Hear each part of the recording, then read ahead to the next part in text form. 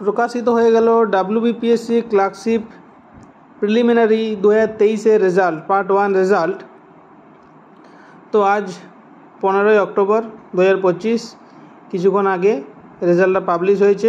Total 89,821 জন ক্যান্ডিডেটকে pass করানো হয়েছে for part 2, এবং যেটা হয়েছিল আর কি 16 এবং 17 নভেম্বর 2024-এ। ঠিক আছে, 2024 সালের 16-17 তারিখে নভেম্বরে হয়েছিল। কাট অফ খুবই কম গেছে।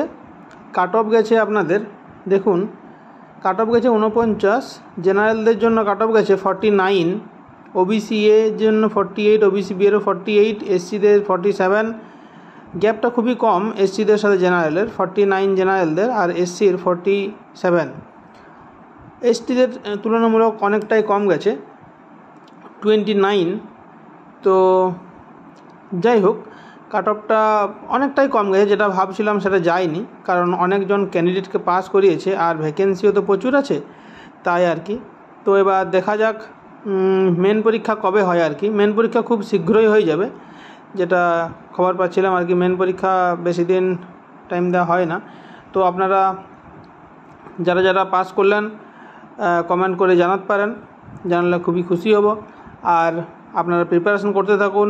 আমি দেখি যদি টাইম পাই একটা মক টেস্ট আমি নেওয়ার চিন্তা করছিলাম, আপনাদেরকে বলেওছিলাম।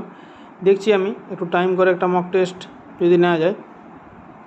আর আপনারা যারা যারা অন্য কোনো চ্যানেলে মক টেস্ট দেওয়ার বন্দোবস্ত করেছেন তারা দিতে থাকুন, খুব প্র্যাকটিস করতে থাকুন। আর কয়েকটা দিন 2-3 মাসের মধ্যে, 2-3 মাসও দেবে না হয়তো, 30-45 দিন বা 2 মাসের মধ্যে মেন পরীক্ষাটা হয়ে যাবে আশা করা যাচ্ছে। তো ভ্যাকেন্সি যেটা বলেছিলেন স্যার যে 8,000 প্লাস আছে, তো সেরকমই মনে হচ্ছে 8,000 বেশি আছে। কারণ 8,000 মানে 8-10-এ 80, ধরুন 10 গুণ যদি পাস করায় 80,000 প্লাস, মানে 89,000 প্লাস প্রায় পাস করেছে। তার মধ্যে তো আর 9,000 ভ্যাকেন্সি থাকছে না, থাকতেও পারে। তো 9,000 ভ্যাকেন্সি বলে মনে হচ্ছে না, স্যার বলেছিলেন 8,000 প্লাস, আর ভ্যাকেন্সি বাড়ছে সেটাও একটা খবর পাওয়া যাচ্ছিলো। তাহলে 8,000 থেকে বেশি আছে, 8,500-ও হতে পারে হয়তো।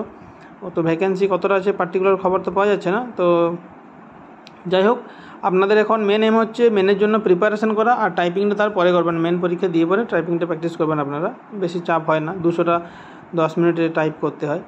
তো যাই হোক, যারা যারা পাস করলেন তারা আমাকে একটু কমেন্ট করে জানাতে পারেন। আর প্রিপারেশান শুরু করুন।